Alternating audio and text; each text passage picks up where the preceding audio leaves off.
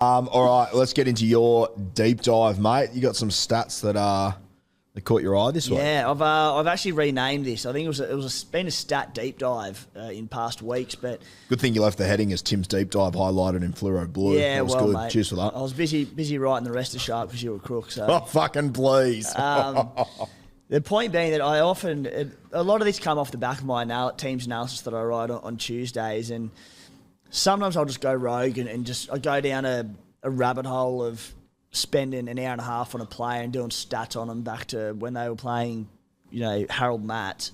And sometimes That's when I get a phone call. Yeah, that's when I call you.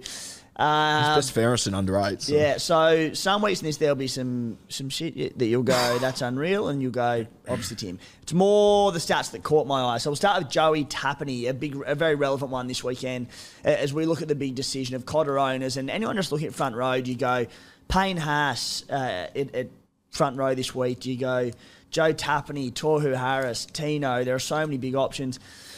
So started the season with a 61-point average. It's been in 48 minutes per game. One of the hottest games on record in Canberra on the weekend. The week before was that Dolphins game in the wet. So not too concerned about minutes. He'll build into that game time. Josh Papali'i, he never really starts the season with big minutes anyway, and he's getting on as well. So his return doesn't concern me too much. The thing has been, though, averaging 57 in base stats, taps. He has nearly no attacking stats this season. He's busted 4 tackles, has 2 offloads, and no major attacking stats. This is a bloke who we know offloads. We know he busts tackles. So it's only up for me for Joe Tapine this season. I like Joe Tapine. My next one is Payne Haas. Started like a monster. One of the most, I think he's maybe the second most traded in this week behind Reece Walsh. Averaging 79 points, 55 in base. Huge stats.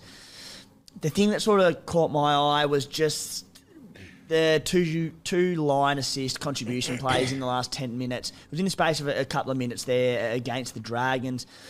Those 2 plays with the line assist, the try contributions, the offloads, the run, it was about 36 points in a couple of minutes. Take that out, you get 50-odd points. And I'll throw to you on this one, mate, because I mentioned it to Spy last night, but it says 2 things to me. Firstly, does he regress back to, the 60 to 70 average, which history would suggest he does? Or do you see those 2 plays and go, shit, he did that with ease. He could do this at any given time. Which way do you float? For years, I always floated with Payne Haas. He can do it whenever he wants. He doesn't do it as much as what we assume he does. So I lean to the other side there, mate. I also just think with these front row forwards doing unbelievable things, I think that it's the one position that on any given week, their minutes can just drop pending games. I'm very hesitant to go huge on these guys at this point. Obviously, I'm not sitting in your shoes with money from Ruben Cotter. And the thing that sucks is that there isn't really a cheapie front row forward knocking the door down. Most of us have Steph from the Tigers, so that is what makes it hard. I considered Payne Haas, but I had a look at the stats. It's the same as what you just said and just went, I can't trust there's always going to be that upside there. I think it was after starting the season with about a 75 average last year, first 6 or so games. In his next 14 games, he had 1 score over 65. Yep. And just he's gone up in value. Tapine's dropped off the back of no attacking stats. So I don't know. I'm not as convinced. We say this at the start of every year. Has this, has that, but it tends to regress. There's never been a time where I haven't had Payne Haas that I've been like, oh my God, that has hurt me beyond belief. He's not a fullback. He's not going to score 130s, 140s. Like what, if he has some attacking stats, he might get 80, 90. I can cop that. I can wear it. And, the other thing you said about Joe Tapine, I love that he's starting slow at the moment. I love that you guys, you're doing all right, but you're not winning games easily. Mate, I really hope that you guys are very middle of the pack post-Origin, and for the last 8 weeks, I'll be 100% bringing Joe Tapine in. I reckon he can do what he did last year. And that's it. We're 1 from 3. The match fitness is building up. We're not the nature of the Raiders team. We're not that explosive in terms of racking up big scores. I don't think we're going to blow teams out of the water. I don't think many teams are going to blow us out of the water. So there's not a lot of opportunity. When the game's on the line, which could be every week for the Raiders, Taps will be on the field because he's so important. If he's chasing points, offloads, I don't mind Taps. And I mean, as much as Josh Papali'i was out, everyone else is available at the moment. There will be injuries as we go, Yeah. and Tapine, if he's the one that's not HIA's on injured, field and stuff. he bigger just becomes minutes. more and more important. And if I was Ricky Stewart, I'd be going, fuck, he's come off a World Cup. This is the hottest part of the season. Yeah. We've played 2 games in Queensland. Save him for when it matters. And I reckon he's going to be very important at one point. 48 minutes per game, 57 in base. Yeah, weapon. Mate, the next guy I'm keen to hear about. Josh Schuster. Obviously, Josh Schuster is a terrific trade-in option this week or next week. Mate, touched on it earlier, there will be teams that, whether it's generating cash for another trade or they've got trades locked in for next week already and that they need to free one up, they'll go early on him. Yep. I think with his injury history, we'd both agree, if you can wait till next week. 100%. The point here is around probably if you do have him in your team, just playing him in your 17. Scored 59 points last week. He had 3 try assists. He had 9 points in base stats. Base stats, for any newbies out there, we'll talk about them all the time. It is basically your floor of a score. So it's your runs, your hit-ups, plus your tackles, minus your missed tackles. He had 9 points in base stats. He had 11 tackles, one run. That one run was for under 8 metres. So while he's got the glitz and the glamour, Joshy Schuster, at the moment, I'm sure he'll start running more as the season goes on and he gets more comfortable in that spot, but gee, he can go low if the attack doesn't come. Worth noting, the one game he played at 5'8" last year, he scored a try. He scored 41, 12 in base stats. Yeah. So it will happen. At some point, it will happen. And when it happens, don't be shocked. And if it happens this weekend into an injury, don't get upset if you brought him because you're playing with fire, in my opinion. Val Holmes, a few people flipping him this week. Speaking of a lack of major attacking stats, his only major attacking stats in 3 games this season, 1 try assist and 1 line break. And he's averaging, 60-odd? He's basing 31 points per game. Add in goal kicking, that's 43 per game, pretty effortlessly. He's had 33 runs in the past 2 weeks. So he's obviously having a crack. Yep. The attacking stats just haven't really fallen his way. So I know owners who paid top dollar for him, myself included, would have wanted more, but I think we're scratching the surface, aren't we? I think you're an absolute pelican, but I love that take. Why am I pelican? I just in general, but I love that take. I'm all for it. I've got mates that are panic stations and selling Val. I don't really get why. He's the same guy he was. His role hasn't changed. Nothing's changed. The Cowboys have just started a little bit slow. Just be patient with him. It will come. I'm rattled by the rogue pelican call. Like, I say a lot of dumb shit. I said something good and it came. Rattle, yeah. Jesus Christ. Rattled. What about you on the road this morning? Yes. I don't get anxious about many things, but Sydney traffic, holy crap. So when you started honking at me from behind me, unbeknownst to who it was, it's far out. That gets me going. I pulled up next to Tim and I waved to him. He looked at me deadpan and looked back and I was like, this motherfucker. I'm going to beep him for the next 100 metres. This guy. Didn't even realise it was me. Unreal. Mate, Teague Wilton.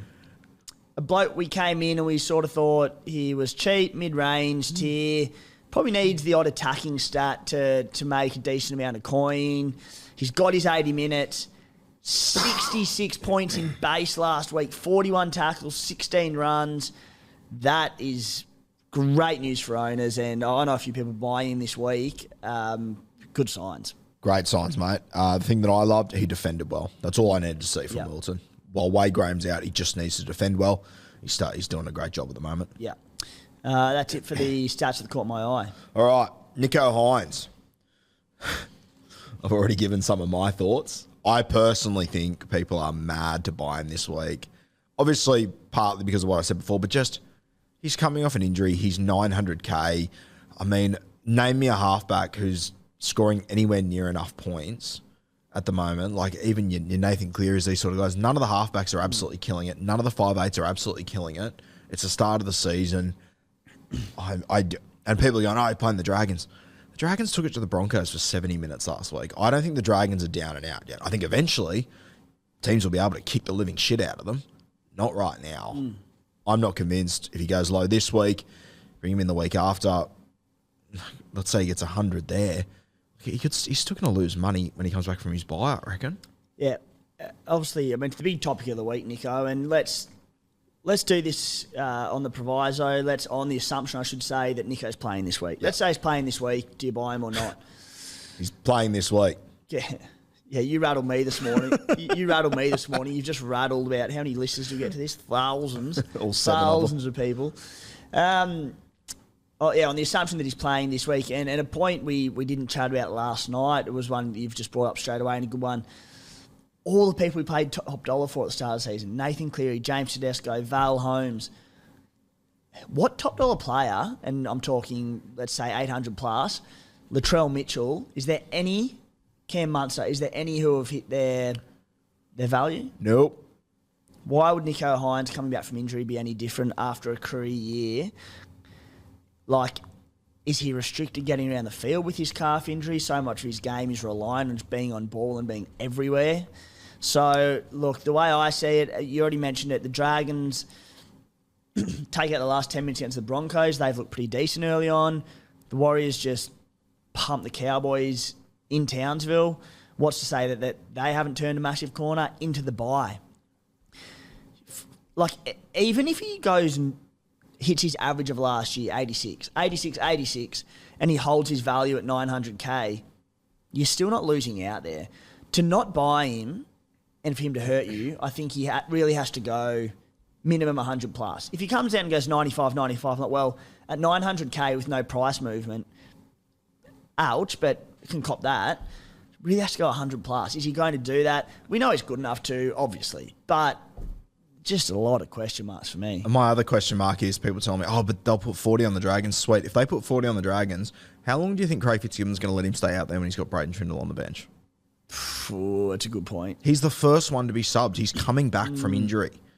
I think everyone gets very excited about being the guy that goes for Hynes. I've got the balls to do it. I'm going to do it. I'm going to be different to everyone. I don't understand. I don't get it. There's so many if red I get flags. him in as a pod and 10% own him this week and he goes 180, I'm like, I've got everyone covered. It's like, well, this is where logic comes into play. Yep. And as I said, we know he can do it. I just think there are more signs that point to him not doing it. Yeah, they've looked fine with Trindle there. Trindle's on fire. Like, I think if they get out to an 18-point lead or whatever it might be, I wouldn't be surprised if he comes off straight away. Yeah. So, look, and then the other factor, they've got the bye in round 6. You won't even have him at that cost. They come back and play the Roosters. So the way I see it, I'm like, well, I'm hoping he goes under his average the next 2 weeks, looks set to drop coin, has the bye, comes back, they play the Roosters. That'll be a gut buster. I'm hoping we get some price drops, spend the money elsewhere, build squad value, and then bang, round 8, the doggies can buy him there. If he's set to drop a heap of cash, screw it. I'll wait till round 10 for the Dolphins. Yep. Cowboys round 9. But realistically speaking, I'll be eyeing him off about round 8. And if anyone that buys Nicho Hynes this week sends me a message in 2 weeks' time going, do we sell him? I'm not replying to you. Do you realise how many, like, you're trying to have a quiet week because you're crook, mate. I know you're flu gaming it and all, and you're having a crack today, but as a bloke who prides himself on replying to as many messages as possible, geez, you're going to get some messages off the back of this. Yeah. And don't dare send me one because this is Guru's take. No, I will be clipping up exactly what I said because I've told you everything I think. It's all there. It's there for you guys. It's the last game of the week. I just think it's too much of a risk to take, and I think it's too much of a risk for the Sharks to take to play him. Yeah. I really do. I don't see the... Anyway, we'll see how it plays out. Fingers crossed that he is playing. Fuck, it'd be funny if he's not. Anyway, okay. Your long-range trade plans. We just spoke about Nicho Hynes. How does he sort of fit into that mould? Yeah, when I speak about going on little tangents and whatnot, when I'm doing my analysis for Tuesday, I think this will probably reflect it. Because I'm planning on avoiding Nicho, I sort of had to go into a 5-week trade plan. So by all means, critique the calls I make on this podcast, but don't critique the effort because we've got a 5-week trade plan in place to get Nicho Hynes.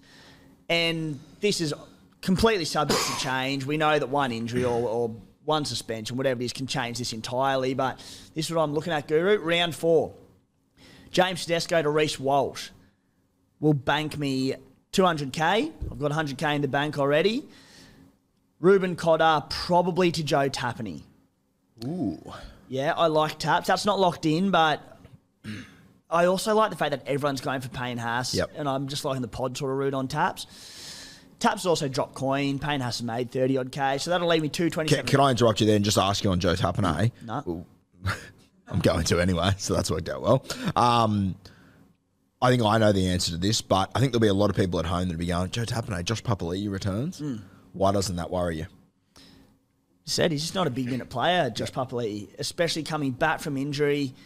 Historically, Big Papa takes time to come back, mate. He needs to get warmed up, shed a few, get fired up. So I don't see him walking back into big minutes straight away, which means I think probably potentially more minutes for Taps with Papali'i, come back. Unless Corey Horsburgh takes it all off him. Yeah, big red. And why wouldn't he, the Red Dog? Oh, how good was he on the weekend? Hitting the spin. Thanks for coming. Round 5. Going to it, 227K in the bank. Tanner Boyd down to Josh Schuster. Gives me 360K in the bank. Hopefully not a peaked out Hamiso Tabuai-Fido, to be fair. I hope he scores well again this week and I can hold on him for a bit longer and cash more. But if he does sort of score 50 odd and that break-even balances out, to Ruben Garrick. Will cost me 300K. Really keen on Rubes ahead of that Newcastle Knights clash. That gives me 60K in the bank after round 5. Round 6. Now, this is a real speculative option, and it's sort of to fund some money for the Nicho Hynes trade in coming weeks by this point. But if Reid Marnie in a couple of weeks hasn't hit the heights we were hoping of him being that sort of number 2 hooker to Harry Grant, and Sonny Luke's looking okay, I'll be looking at flipping Reid Marnie for around about 640K down to Sonny Luke at about 300K. That's one cash option. Part 2 of those trades round 6, and this is why I'm not as scared about trading James Tedesco, because by that point, I really wanted Latrell Mitchell for the Bunnies when their draw finally softens up. One of the hardest starts of the season in the competition. Reece Walsh to Latrell Mitchell, that'll cost me around about 120K, leave me 280K in the bank. The week after that, or possibly the week after, in the next week or two, it'll be, how do I get Nicho in? I've got Nicho pegged roughly at about $850,000. 2 ways I'll be able to do it. I'll have a fair bit of money in the bank by this point. I can go 2RF, say Teague Wilton, Eli Katoa, whoever it might be, Dave Fafita to Nicho Hynes, via Josh Schuster to 2RF, Isaiah Katoa to 5'8". I'd need about 300K to do that. I've got 280K in my bank at this point, so hopefully do it in one trade, might take 2. The second option will be if I downgrade a fattened up 2RF or CT dub, I can then go Eli Katoa to Nicho Hynes. Hopefully Eli Katoa's... examples were Eli Katoa or Paul Alamotti, and then I could go Isaiah Katoa up to Nicho Hynes, which I'd need about 550K to do. So, mate, that is my 5-week plan. That's incredible. You're like the modern day Gus Gould. 5-year plan, 5-week plan. So, 5-weeker. How good. Don't question the effort. Question the calls, don't question the effort. Yeah, no question the effort there. That was a huge knock.